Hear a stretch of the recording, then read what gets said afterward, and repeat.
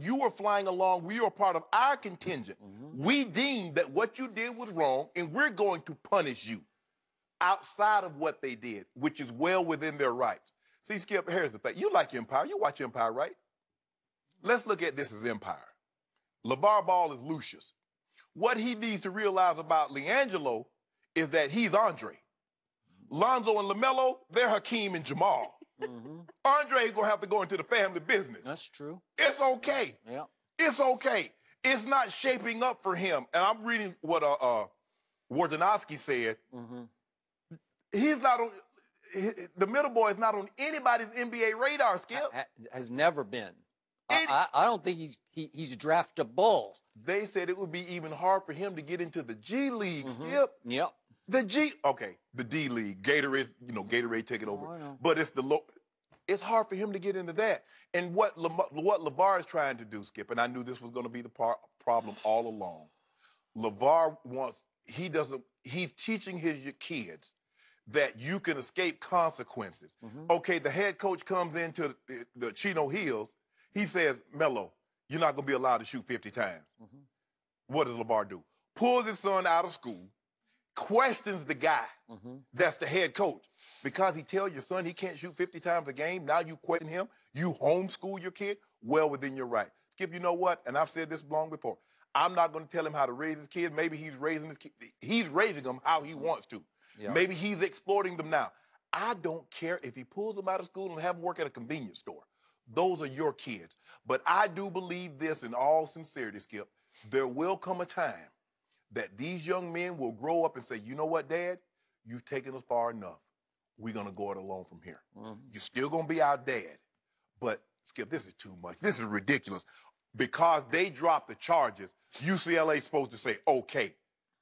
If you do said actions, you should be more than gracious accepting said consequences. I noticed what people always say petty, shoplifting. Only the person that's committing the act says it's petty. Ask Louis Vuitton if they thought it was petty. Person that's getting taken advantage of doesn't think it's petty. He committed the act.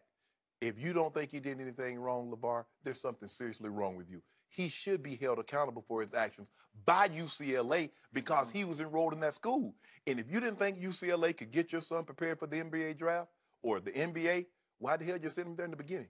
Why did you have them waste their time coming back and forth to your house if you didn't think they can get the job done? This is your way of, hey, you won't let me play. Skip, you know how you do on the blacktop. One guy has a nice ball. As long as he's getting selected, he's going to stay there and let you play with his ball. The minute he doesn't get selected, guys, I got to go home. And that's what LaVar is doing. Since LiAngelo can't get an opportunity to play until maybe 2 or 3 months, I'm taking my kid and going home. That's what LaVar is saying. And it's a shame. It has become a terrible shame. And for the record, my partner sitting across from me and I, going back 6 months ago, we have defended LaVar Ball on this show. And we have had him on this show, what, a couple times? At least 3 times. Seems like 7 times. But yeah, I can't help liking him when I'm around him. And I'm going to say this one last time. Another deep down reason that I haven't condemned LaVar Ball is because when my father was around, which was not much, he was an abusive and very negative influence on me and my younger brother and younger sister and made our lives very difficult. So it's hard for me to condemn a father for overloving his sons. But I will criticize LaVar Ball today for overloving LaVar Ball because that's what's happened here. LaVar Ball has gone over the edge into Big Baller Brand, which is actually LaVar Baller Brand. Correct. Because he has become the ultimate 15 minutes of fame Hollywood celebrity. He cannot go to any Hollywood hotspot without coming out with TMZ standing waiting for the next big bombastic, dramatic bombshell of a statement from LaVar Ball. And we get them almost on a nightly basis. And LaVar has created an image that is so huge of bombastic LaVar, shattering the mold, that he is desperately on a nightly basis trying to continue to live up to that image with, can you top that statement? Can you go farther? Can you go farther and farther and farther? And what he's about to do, he's about to shatter the futures of all three of his sons, because he's going to make it very difficult for all three to succeed.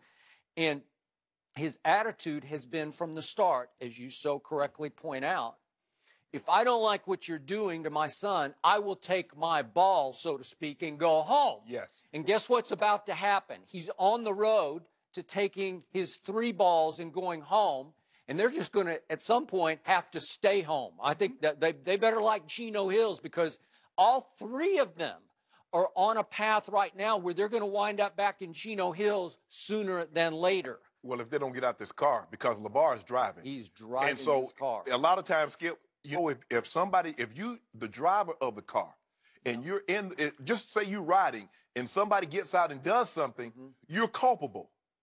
At some point in time, Lonzo, LiAngelo, and LaMelo is going to say, Dad, we're going to let you drive alone.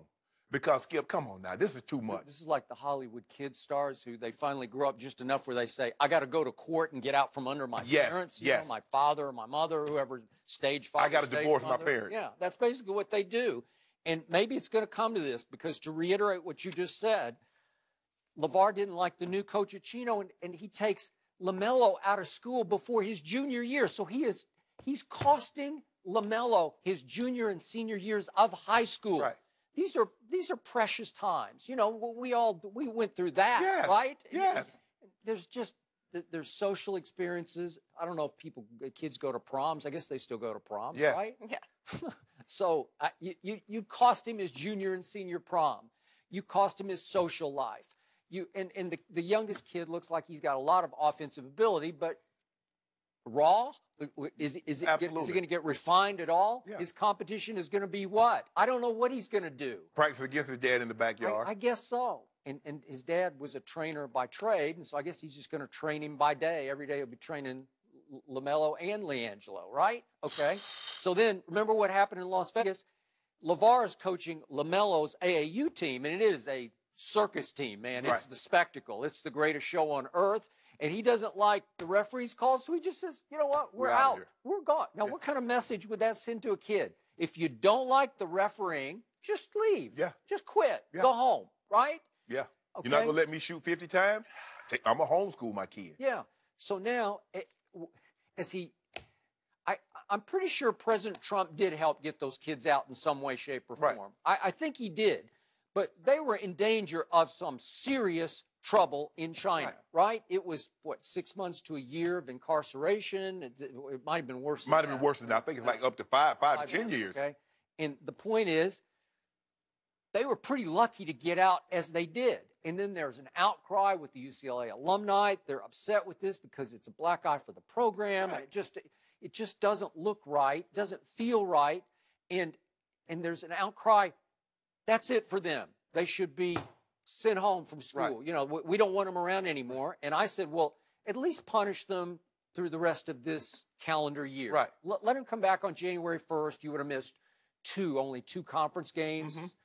Then you go on from there and you pick back up and you have paid your penance. Right. Well, now LaVar's saying they've punished his son too much? Really? What's happened? I don't know. Did he think he'd just be reinstated away? That's what he thought. He thought because they dropped the charges, so UCLA says, okay, they didn't get charged with anything, so they're free and clear. But UCLA said just because they dropped the charges, that doesn't remove you from the act. We know what happened. Yeah. And because they dropped the charges, on our end, Skip, not only are you going to college to get an education, they're also supposed to teach you life lessons. And this life lesson here is you're accountable for your actions. Yeah. And if you're big enough to take, you're big enough to do the action, the consequences that comes along with that, you should accept. That's what I don't get about LaVar, Skip. He doesn't understand. Skip, if I were to do something, and FS1 and Fox, police dropped the charges. But I did something not so egregious that it was fireable, but they said, okay, Shannon, we're going to suspend you for 2 weeks, or we're going to suspend you for a month. Okay. I don't get to come to them and say, well, the charges were dropped. Mm-hmm. Yeah, but you did the act. So that's not absolving you from anything. You got to be held accountable from our end. Okay, the judicial system might be done with you, but FS1 and Fox are not done with you. Okay, I get it.